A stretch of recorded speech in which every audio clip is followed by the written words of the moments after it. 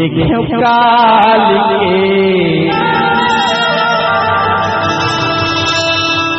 और फूले फूले काल के मोल तिरछा बेनी मजलावत रे by DJ Raja Madkam। हर छाली रानी अचरा बांध के हर छाली बैरी खोपा बांध के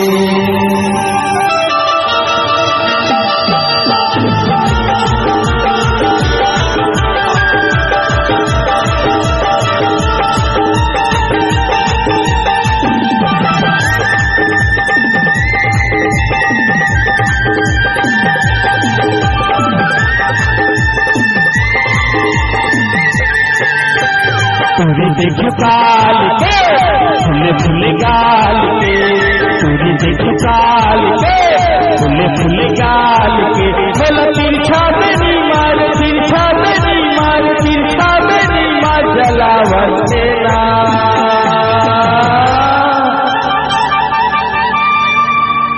हर छाले रानी अचराम बांध के वो छाले रानी अचराम बांध के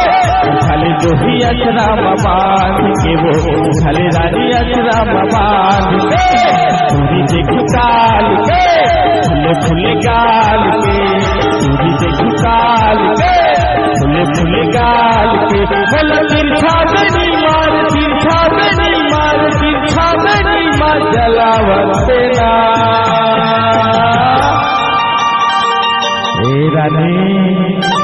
Mixed by DJ Raja। एक बार वो एक तिरछा बेनी तिरछा बेनी आजकल के तुम्हार फैशन होते जेमन दीवाना होते पूरा मन वो ताकि और छाले रानी अचराम बांध के वो छाले रानी अचराम बांध छाले जोही अचराम बांध के वो छाले रानी अचराम बांध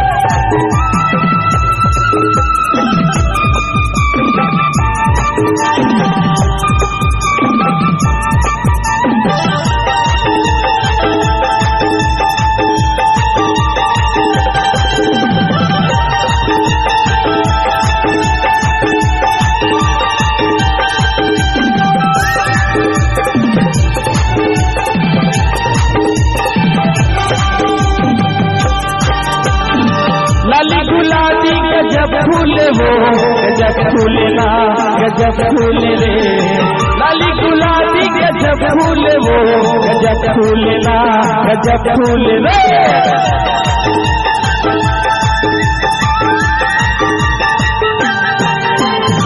चढ़ती जवानी आखिम झूले वो आखिम झूले ना आखिम झूले रे चढ़ती जवानी आखिम झूले वो आखिम झूले ना आखिम झूले रे तैया हो गए जान के जोही रे ईमान से तैया हो गए जान के जोही रे ईमान से बोला तिरछा बेनी मार तिरछा बेनी मार तिरछा बेनी मार जलावत तेरा DJ Raja। ताकि लाली गुलाबी गजब फूले वो गजब फूले ना गजब फूले रे करती जवानी आखिम झूले वो आखिम झूले ना आखिम झूले रे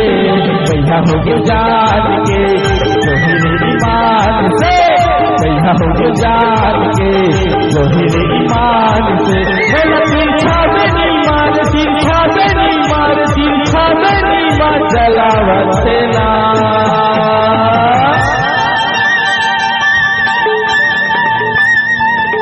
और छाले रानी खोपा बांध के वो छाले जोही खोपा बांध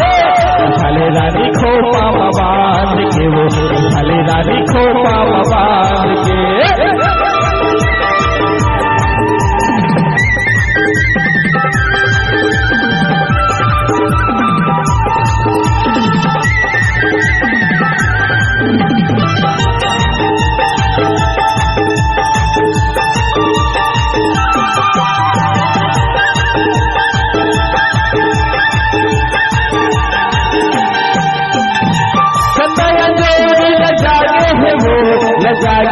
ना लजागे रे,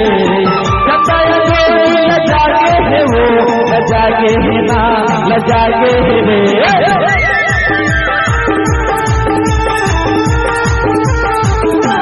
हृदय में मान बयागे है वो, बयागे है ना बयागे रे, हृदय में मान बयागे है वो, बयागे है ना बयागे रे। भैया हो गया जान के जो हीरे ईमान से, भैया हो गया जान के जो हीरे ईमान से, बोला तिरछा बनी मार, तिरछा बनी मार, तिरछा बनी मार, जलावत ना डीजे राजा। और छाली जो ही खोपा बात के वो, छाली रानी खोपा बात के, छाली रानी खोपा बात के वो, छाली रानी खोपा बात के। चूड़ी देख काल के फुले फुले गाल के, चूड़ी देख काल के फुले फुले गाल के, बोला तिरछा बनी मार, तिरछा बनी मार, तिरछा बनी मार, जलावत ना।